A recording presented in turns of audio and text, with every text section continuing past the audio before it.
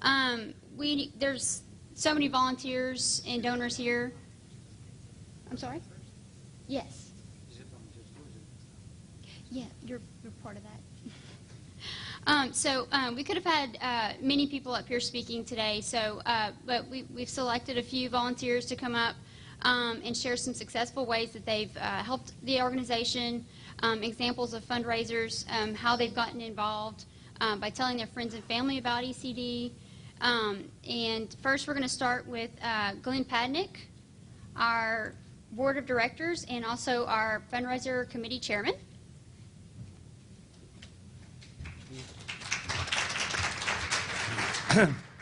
This will be very brief, but before I start, I want to speak to those of you who are here maybe for the first time, who just got the diagnosis in the last year and a half. And I just want to tell you how lucky you are to know that you have it. Think of all the people out there who are still walking around who don't know they have it and don't know. The treatments are here now, and you are lucky enough to be able to use them. And just an example, I was diagnosed in 2001. So this is not a death sentence you receive, it's a life sentence. And I'm just so happy you all could be here and be with us all. You know, there's a map outside of the world. Do you really think there are 3 people in India who have it? Only 3? No, of course not. They just don't know they have it. They're walking around and suffering and don't know what they got, and their doctors aren't aware. There are 3 people in the whole continent of Africa who have it? Come on. That's how lucky you are.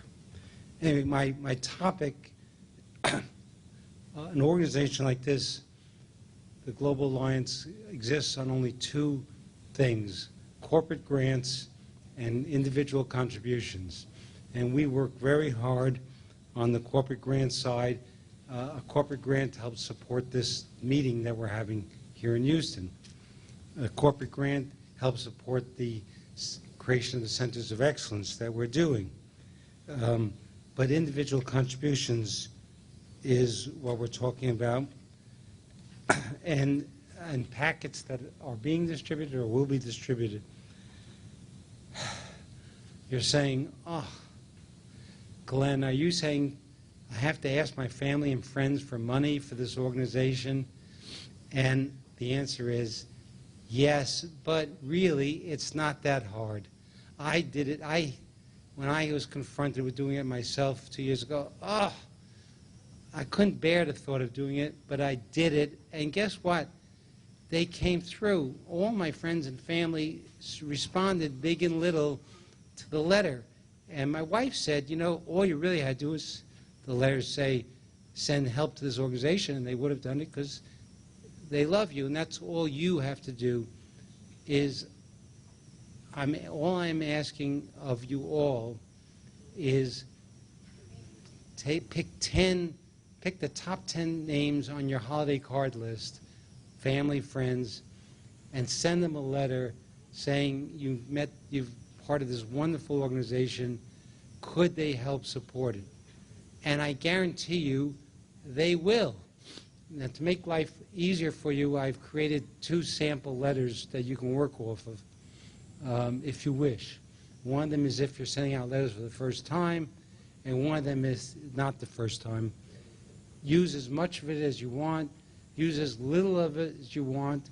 Use it for scratch paper and don't use it at all. It's your choice.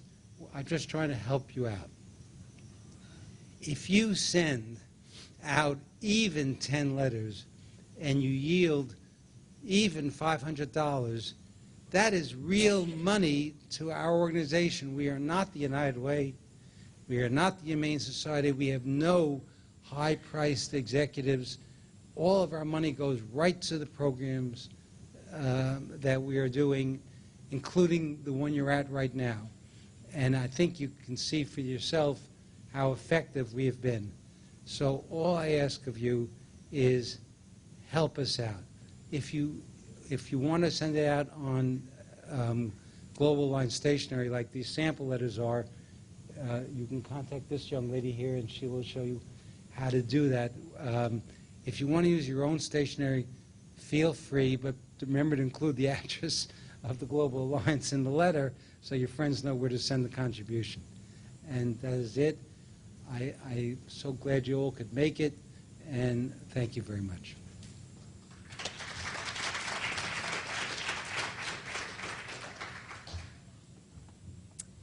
Thank you, Mr. Glenn. So next we'd like to introduce Mr. Lee Crump, although he does not need introduction. He's going to be leading a talk on different ways to donate. If you'd like to join us up here. Okay, I'm here.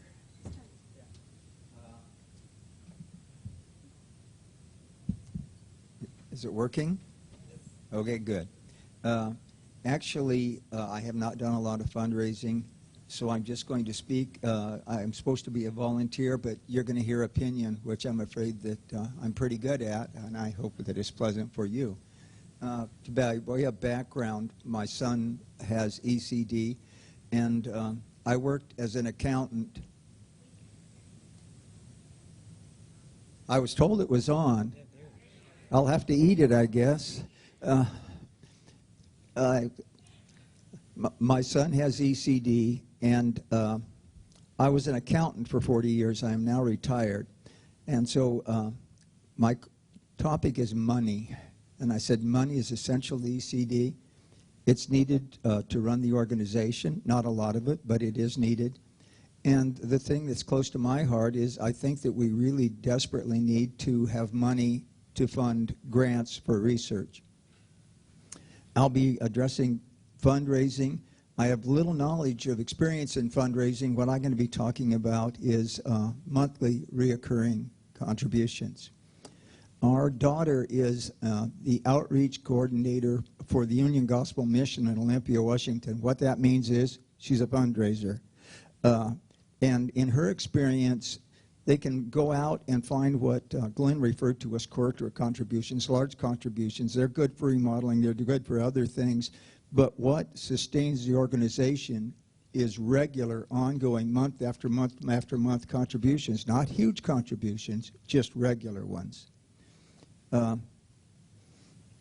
In my opinion, they're essential. Prior to my son being diagnosed with ECD, we made monthly contributions to our church, to our NPR radio station, and other organizations.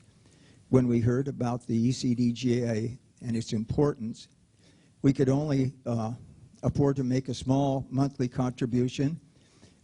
We would have done more, but we just weren't in a position to do that.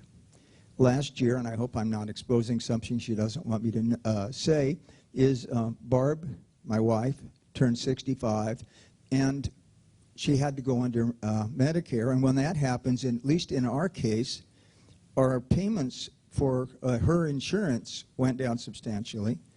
So we had found money. It was money that we had not had any need for use for anything. You always have money for use, but we didn't. It wasn't built into a budget anywhere. So we increased our contribution to the ECDA by 50% of that. We probably should have had 100%, but we didn't. I realized that ECD is an expensive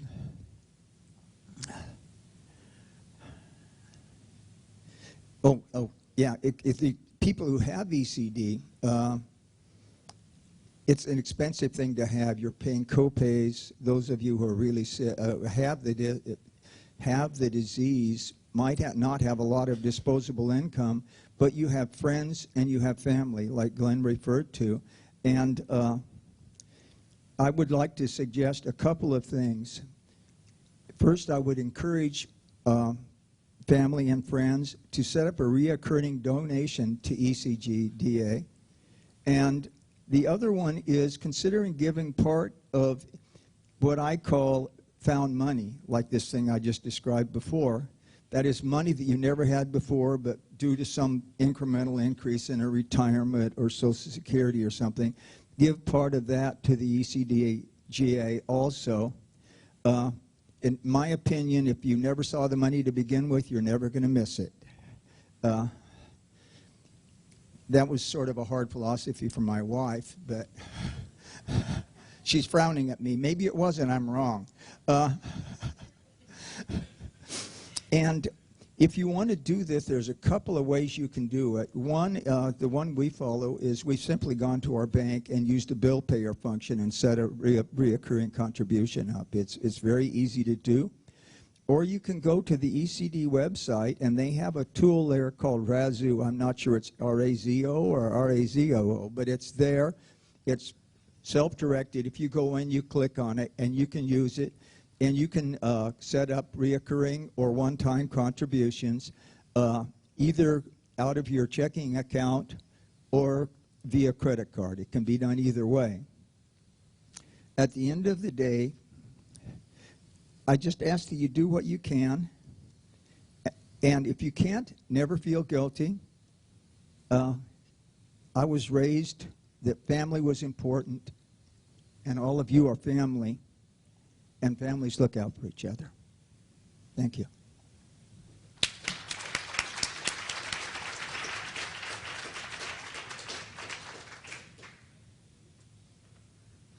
Thank you, Mr. Lee. That was great.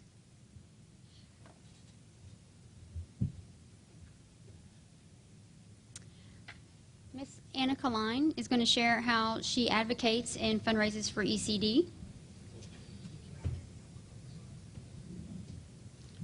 Hi, I'm Anna Kaline. I'm Michael's mom, and I'm going to talk a little bit.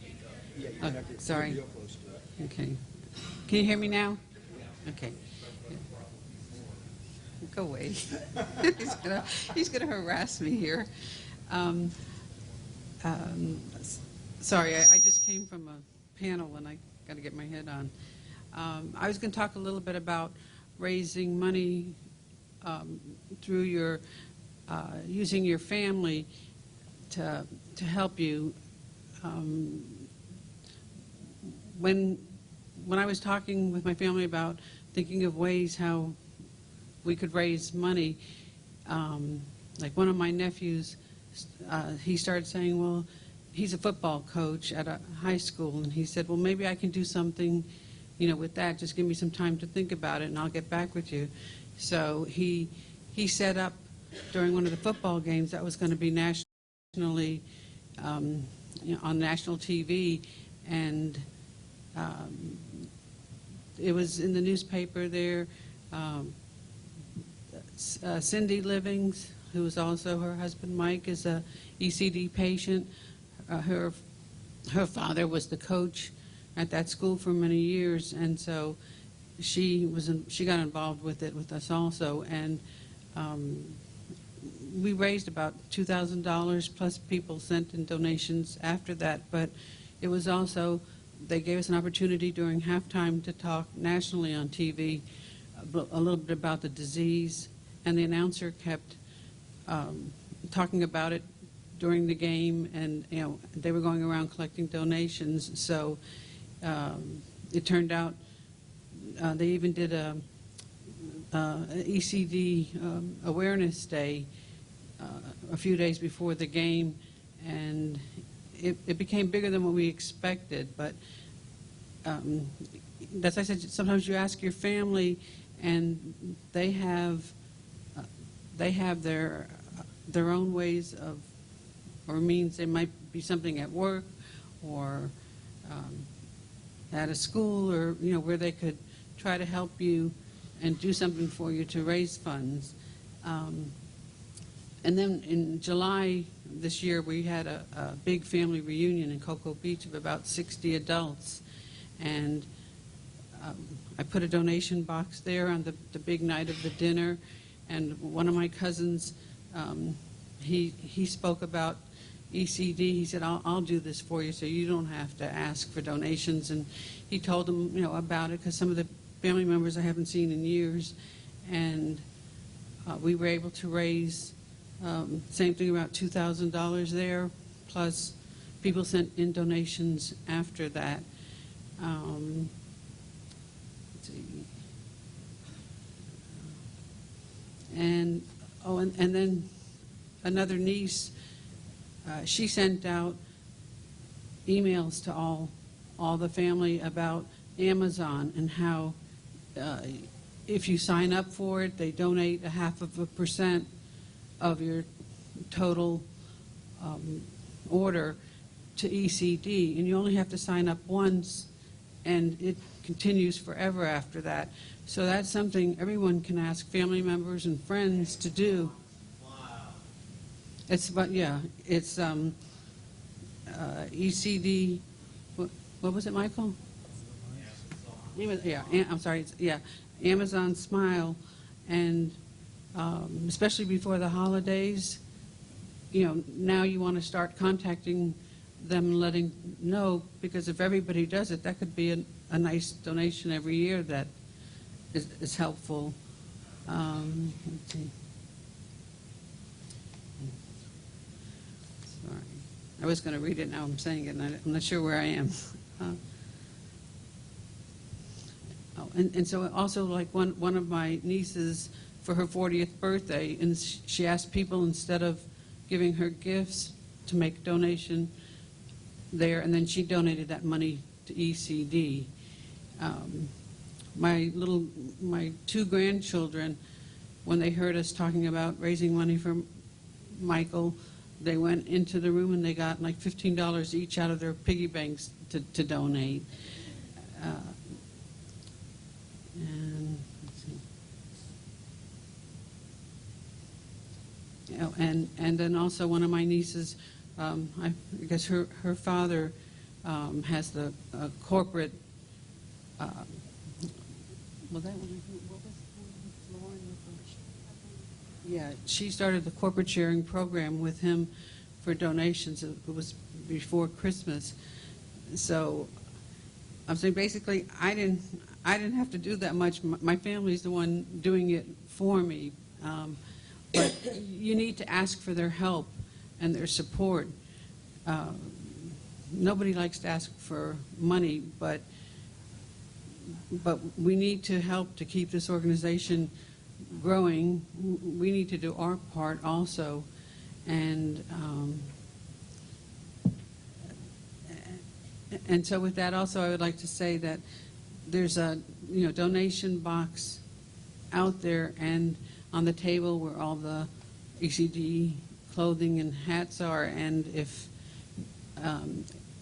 whatever anyone can give, to give today, because if we don't help ourselves, it's harder to ask other people unless we do it too. So I thank you all for listening and for caring.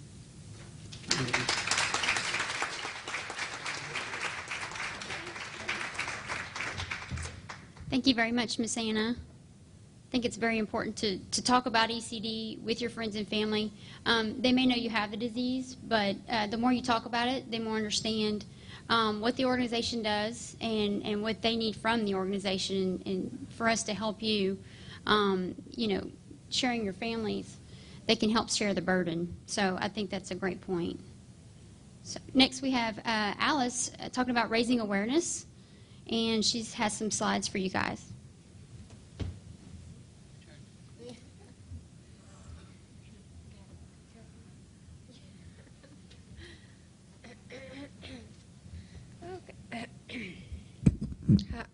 Hello again.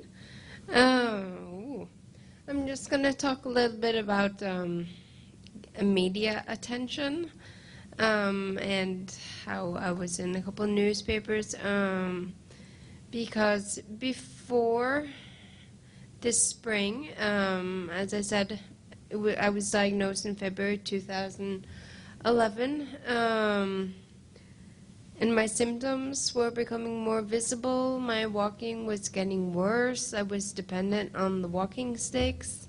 I had to get a new position at work. I'm a nurse, and I'm now working as a secretary. I was staying at home more, not going out with friends, and this to avoid being asked what was wrong, because at this point I was not really telling anyone that I was sick, except for the closest people around me. And what do I say when people ask, Some ask what's wrong. They can maybe ask where my ski is, because when I'm out by myself, I use walking sticks. They can ask, have you hurt your leg? Because I kind of drag my left leg. Have you had too much to drink, or just what has happened to you? And I'll, if it's strangers asking me, then I'll just maybe say, oh, I have bad balance and stiff legs. If the skis part, I'll say, but I need my walking sticks for walking because of bad balance, and then they get like, oh, sorry. Or that if I'm asked if I'm drunk, no, I'm completely sober. To people I know, it could be more difficult, and that would lead to tears.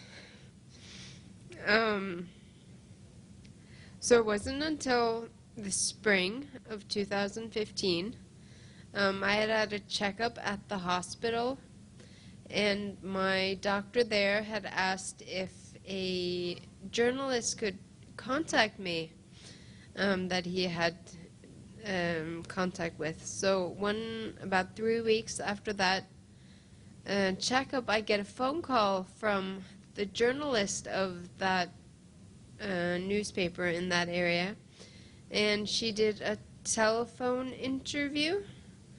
And I go to check up about a 4-hour drive from where I live, and so that newspaper, along with my local newspaper, were working together and wanted to do the same article.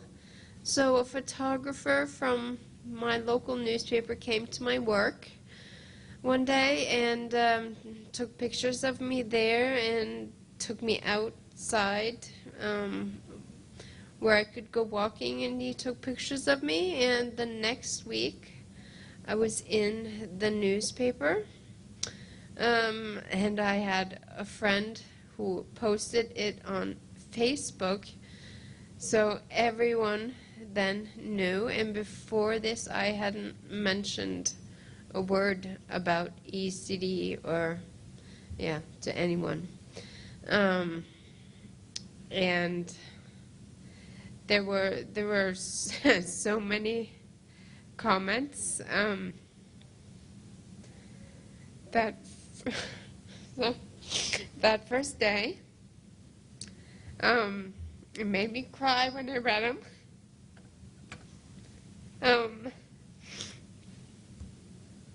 But they were all positive remarks. And so that's one of the articles. It says Alice, she what do you call it? I missed the wheelchair.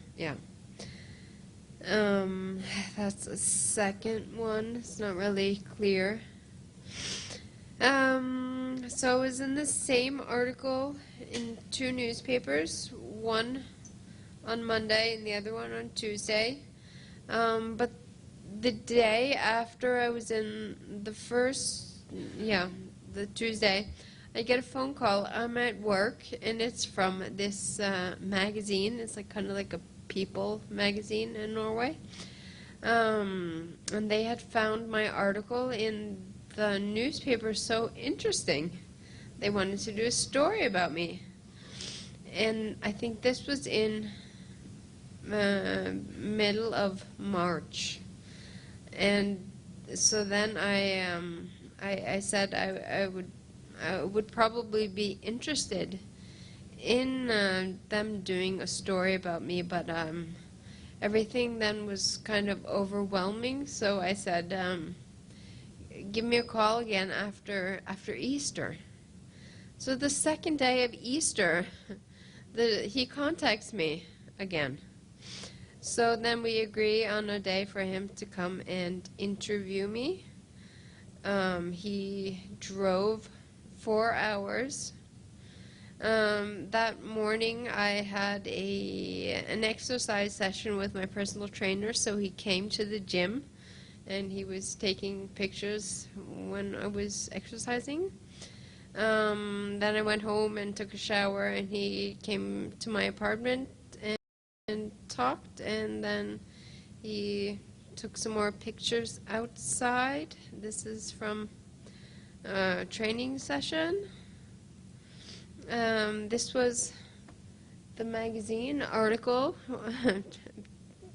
Lots of pictures and not too much text, but it was a picture magazine, and the big fat script there is people thought I was drunk, and then you see me at it was probably around 10 or so doing cartwheels on the front lawn, because I loved doing gymnastics when I was young. But after being in the media, things became much easier, and it was easier to talk about it. Hearing I was so strong and strong-willed, always positive and smiling. Yeah. Saying I had a chronic illness was scarier. So, I'm glad I opened up about it, and it's more understanding now, or more accepted now. People are more understanding, and so now when people ask how I'm doing, I can be more honest about it. So all in all, it's been a positive experience. As I said yesterday, I did this same presentation at work in September. It was hard at first, but it's made things easier afterwards. So now I try to raise awareness on Facebook, and I opened a bank account in Norway to try to get money in because of if they were to donate directly to the Global Alliance, and the money and the dollars and everything, just to make it easier. But every Christmas and birthday I have the same wishes, which is money for donation. And yeah, that's just a picture of me riding a bike. It's an electric bike, but yeah. And I guess that was it.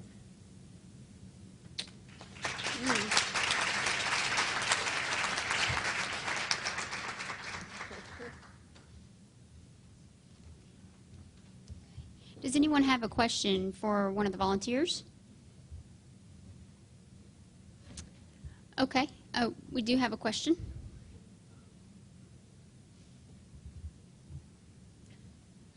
I guess without saying, with being a 501c, that they're tax-deductible donations. Is that right? Or is that? Yes, sir. Okay. Yes. Would people be receiving any receipts or anything? Or We send out a those out? thank you Okay. letter Okay. that stands as a receipt, Okay. and we can do a year-end report as well if requested.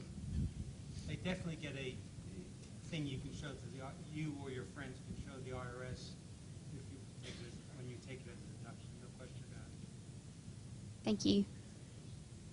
Any more questions?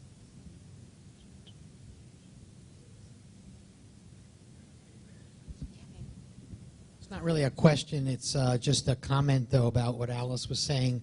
This year, Leslie and I wanted to try to do something as we approached coming to this conference, but we really didn't have the time or the energy to put together a big fundraiser this year. We have done fundraisers in the past, several years ago, but we've been dealing with other family issues, and so instead of doing that, we did something similar to what Alice is talking about, which is we simply contacted the local newspaper. We live in a relatively small community, and there's just basically one newspaper, and we did an article. I happen to know one of the reporters there, which helps a little bit, but I'm sure that, you know, if you talk to the right person at your local publication and explain your situation and how unusual it is, that they'd be willing to do a story. And we simply just did a story, and we did a picture, and we wore our ECD T-shirts for the story.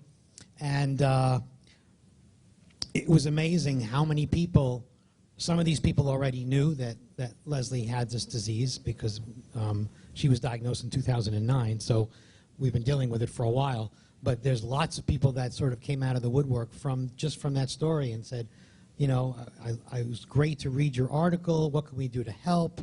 You know, and of course, then you have to be able to say, well, now that you mention it, you know, this is what you could do, and this is where the money goes. If you can do it, fantastic. You know, I've had a few people at work say, bring me back some T-shirts. You know, we'll buy some T-shirts, and so, you know, you put it all together, and it all adds up to you know, some support and some financial support. So it's just a relatively easy way to go about it, and it seemed to work well. Thank you for sharing that. Does anyone else have a question? Okay, we'll excuse our volunteers. Please let them know how great they did.